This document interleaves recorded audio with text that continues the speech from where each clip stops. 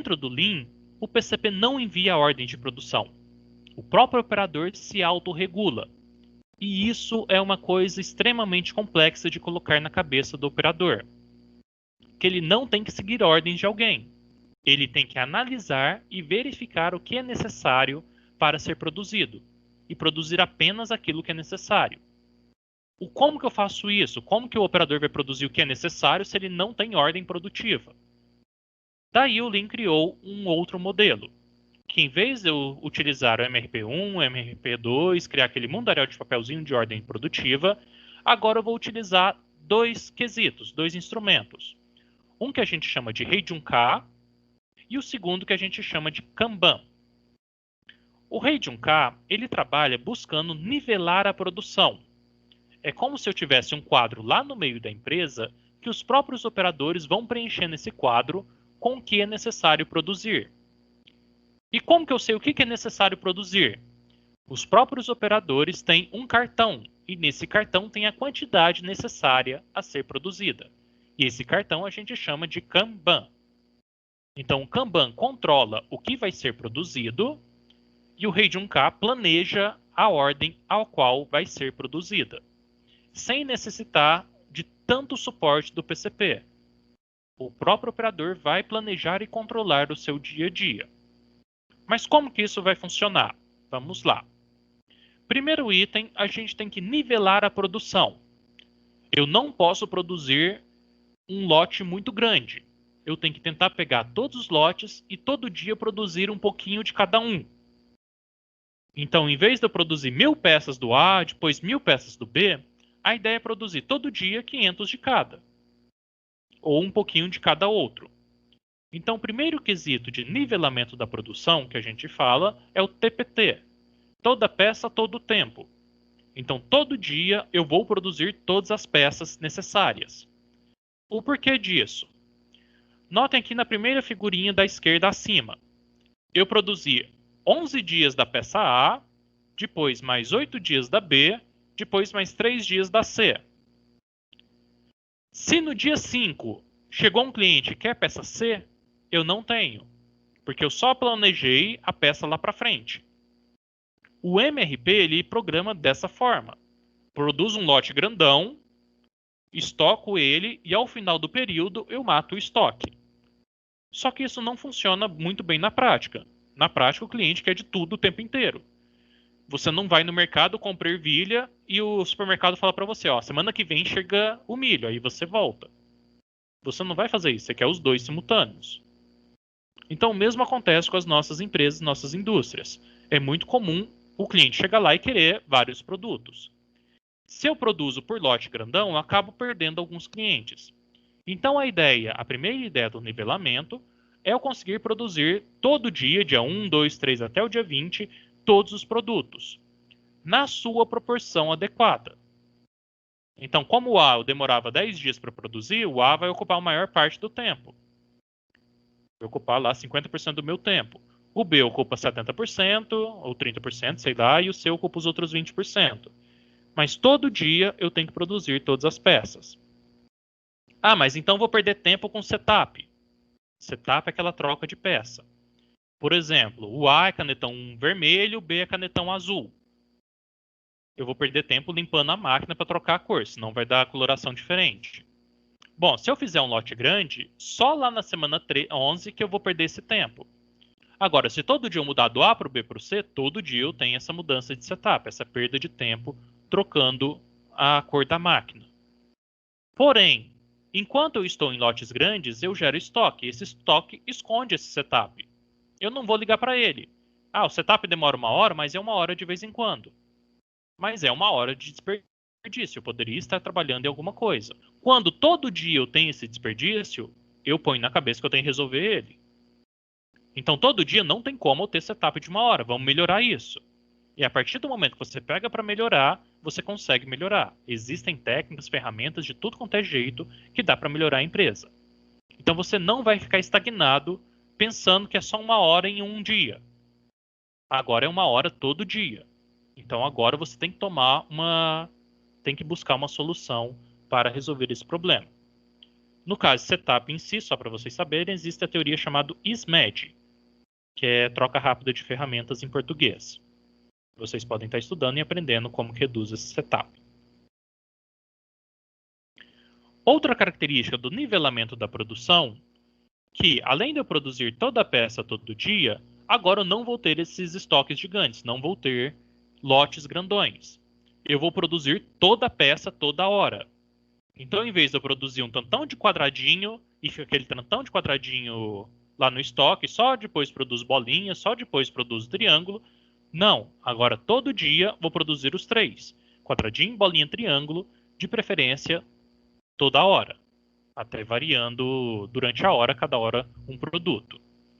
Ah, mas isso daqui eu não consigo, eu tenho que ter um operador para uma coisa, um operador para outra.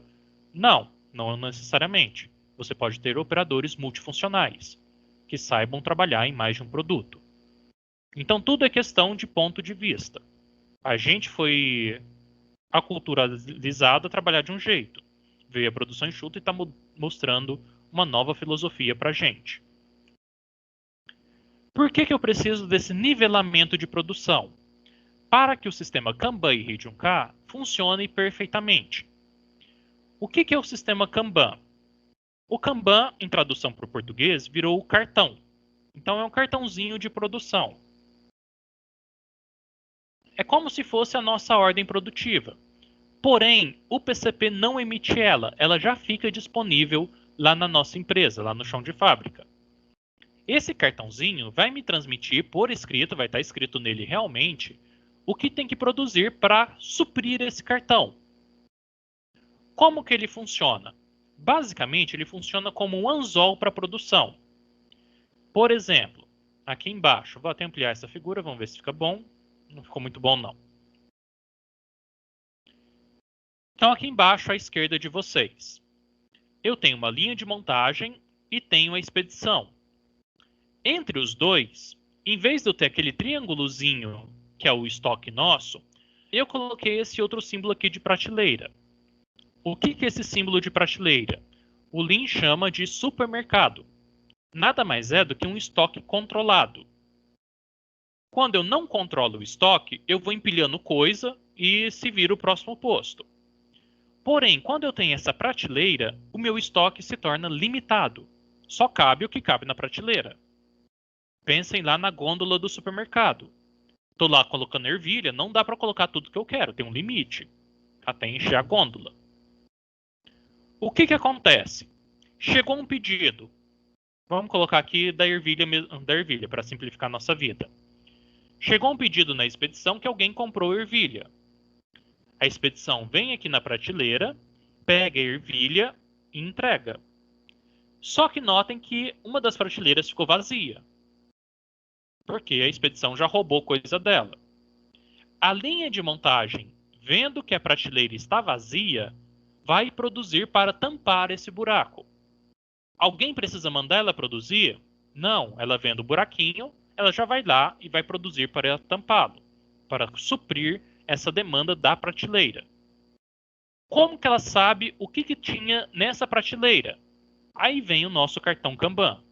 Nessa prateleira tem um cartãozinho ao qual a expedição roubou o produto, ficou só o cartão. A linha de montagem pega o cartão e produz. Notem que eu não precisei do PCP soltar a ordem liberada de produção. O PCP, no máximo, soltou a ordem de expedição. A expedição pegou o produto, a montagem viu que ficou um buraco na prateleira, produziu e tampou o buraco da prateleira. Então, qual que é a função do PCP aqui? Determinar essa prateleira. Determinar quantos cartões Kanban, qual que é a quantidade que eu tenho que ter nesse estoque controlado. O Lean não gosta que chama de estoque, gosta que chama de supermercado, para parecer mais bonito. Mas nada mais é do que um estoque controlado. Então, como que funciona? A figurinha da direita explica melhor para vocês. O cliente B pega o produto, que é a caixinha, e solta o cartãozinho. Ó, peguei e ficou vazia essa prateleira. O processo fornecedor A vê que a prateleira ficou vazia, pega o cartão e solta o nosso produto.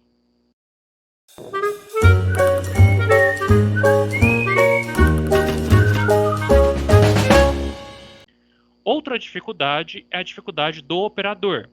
Ensinar o operador que toda hora é ele que vai se autoavaliar. Ele que vai autoproduzir de acordo com o que falta na prateleira. Notem novamente lá no supermercado, quando a gôndola vai ficando vazia, vem o abastecedor e enche-la de novo. Assim que tem que funcionar no nosso meio produtivo. Contam a historinha, não sei se é verdade, mas tem um livro que fala isso, que o Taiichi Ono, que foi o engenheiro-chefe lá da Toyota, quando criou-se o Lean lá na década de 50, ele desenvolveu o sistema Kanban quando chegou no Walmart lá nos Estados Unidos. Ele ficou fascinado que uma pessoa pegava um produto da prateleira, outra pessoa vinha sem ninguém mandar e colocava o produto no lugar, supria o produto. Para ele foi um must, ele nunca tinha visto isso na vida. E ele trouxe esse conceito lá do Walmart, nos Estados Unidos, para dentro da produção da Toyota. Tentou fazer da mesma forma, sem precisar de tantas ordens de produção, de tanta gente mandando.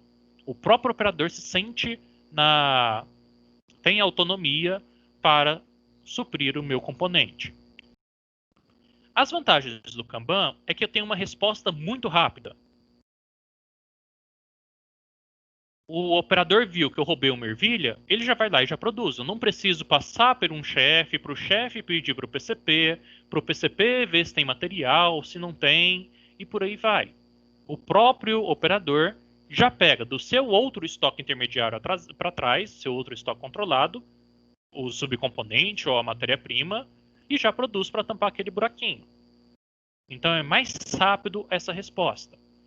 Outra questão, e essa daqui talvez seja melhor, é que a gente controla o estoque intermediário.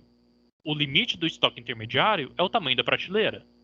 Ninguém vai produzir a mais do que a prateleira. Então não dá para ter superprodução. Eu só produzo aquilo que consumiu. Então é uma das grandes vantagens que a gente tem aqui. Com isso, eu consigo reduzir drasticamente o estoque geral da empresa. Pode parecer que não, mas lá no meio da empresa, ou mesmo de matéria-prima e produto acabado, tem muita coisa guardada. Igual comentei, tem empresa que tem mais de 1 milhão de produto e está declarando falência porque não consegue pagar funcionário. Então, eu conseguindo reduzir esse estoque intermediário, eu libero dinheiro para a empresa agilizar outros processos. Também consigo melhorar a ocupação de espaço físico, melhoro o fluxo de informação e identifico também as flutuações de demanda. Por exemplo, voltando aqui um slide, digamos que cada gôndola dessa prateleira é um produto diferente.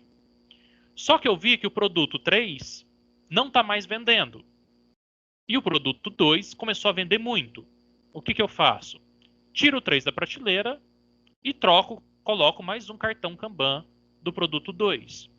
Só tirando um cartão e colocando um outro. Com isso, o operador de trás já vai perceber que a demanda mudou, variou, e eu consigo suprir o buraquinho que sobrou lá na nossa prateleira. Dentro, então, desse sistema Kanban, a gente pode trabalhar de 3 formas. Existem 3 sisteminhas Kanbans que a gente pode estar utilizando. O primeiro sistema a gente chama de Kanban de sinal. O que é o Kanban de sinal? Normalmente ele funciona bem lá no almoxarifado, quando eu tenho pilhas de coisas. Digamos que eu tenho uma pilha de 10 sacos de cimento. Meu pedreiro foi gastando, chegou no 6º saco que ele gastou, apareceu um cartão lá no meio, estava lá no meio entre os 2 cimentos. O que isso quer dizer? Que está sinalizando que a partir daquele momento ele tem que pedir mais cimento. Por conta que o tempo de reabastecimento, de chegar lá do depósito até a construção, é o tempo que ele vai gastar para utilizar os outros 4 sacos. Então eu tenho um cartão no meio da minha pilha, ao qual eu gastei até aquele ponto da pilha, lanço o cartão para comprar, gasto o restante e o cartão volta com as compras. Essa é a ideia geral do Kanban de sinal. O sistema de um cartão é esse que eu estou explicando mais para vocês. Tem um cartão na prateleira e a gente vai usando ele. Gastei o produto, solto o cartão para o posto de trás. Mas também existe um sistema de 2 cartões, que normalmente é quando eu tenho empresas diferentes ou matriz e filial. Então eu tenho 2 empresas que decidiram que as 2 estão vinculadas. Agora as 2 vão trabalhar no mesmo sistema Kanban. Um dos cartões fica no começo do processo produtivo da empresa 2, para saber que o segundo cartão já foi enviado para produzir na empresa 1. Então, são variações do mesmo sistema, do mesmo conceito. Só são jeitos diferentes da gente utilizar. Sobre o cartão Kanban em si, realmente é um cartãozinho. Aqui embaixo tem algumas imagens para vocês. Então, eu tenho aqui embaixo um cartãozinho. É o eixo principal. Cabe na prateleira 22 unidades daquele eixo. Então, eu vou produzir de 22 em 22, porque é o que cabe lá. Quem produz é a célula B. E para onde vai é para a retífica. Então, num cartão simplesinho, eu consigo ter todas as informações daquela prateleira. Aqui do lado, um outro exemplo de cartão. Hoje em dia, lógico, a gente já tem tablet, já tem celular, então a gente já possui Kanbans eletrônicos, fica mais fácil. Alguém pegou algo da prateleira, dispara lá no celular, no controle visual, e já apita para o setor de trás, não precisa do cartão físico em si. Mas se sua empresa ainda não tem essa tecnologia, o cartãozinho não faz mal para ninguém, é um cartão mesmo. Pega papel cartão, que é um pouquinho mais grosso, plastifica ele, acha um jeito. Como que funciona os três cartões, os três Kanbans? Aqui tem algumas imagenzinhas para vocês verem. Primeiro, o Kanban de sinal. Igual eu comentei, eu vou ter o posto de operação A, o posto de operação B. O cliente B vai pegando da pilha até chegar num item que aparece o nosso cartãozinho. Então, tinha 6 unidades, peguei 3 e apareceu o cartão Kanban. Opa, apareceu o cartão, eu mando para a produção. Coloco no quadro, que daqui a pouquinho a gente já vai ver sobre ele, que é o nosso quadro Heijunka Box. Coloquei no quadro, o cliente B vai continuar comprando, vai continuar gastando o meu material. Eu não paro o processo produtivo, ainda tenho estoque lá, vou gastando ele. Só que o processo A enxerga esse cartão. O processo A, vendo que eu tenho que produzir esse cartão, ele pega o cartão, produz as 6 unidades e, se for muito bem calculado, o processo B roubou a última peça, chegam as 6 peças no seu estoque. Notem que eu não precisei dar ordem de ninguém. Todo mundo produziu só por conta de um cartãozinho. O processo B continuou trabalhando dele, o A continuou trabalhando e não veio ordens de outros. Já o cartão, o sistema de um cartão. O sistema de um cartão é aquele que eu expliquei agora há pouco para vocês. Eu tenho a prateleira, a gondolazinha, que dentro aqui do linha a gente chama de supermercado. O processo B vem e rouba o produto que está em uma das gôndolas e solta o cartão para um quadro Heijunka.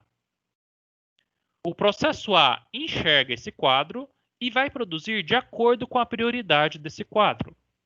Pode acontecer de aparecer no quadro 10, 15 tipos de cartão simultaneamente. Eu tenho que ter um nível de prioridade, que daqui a pouquinho a gente vai falar sobre ele também.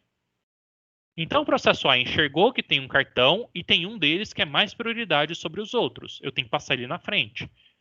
O processo A pega esse cartão, produz e encaixa exatamente na quantidade e na posição que o cartão falou.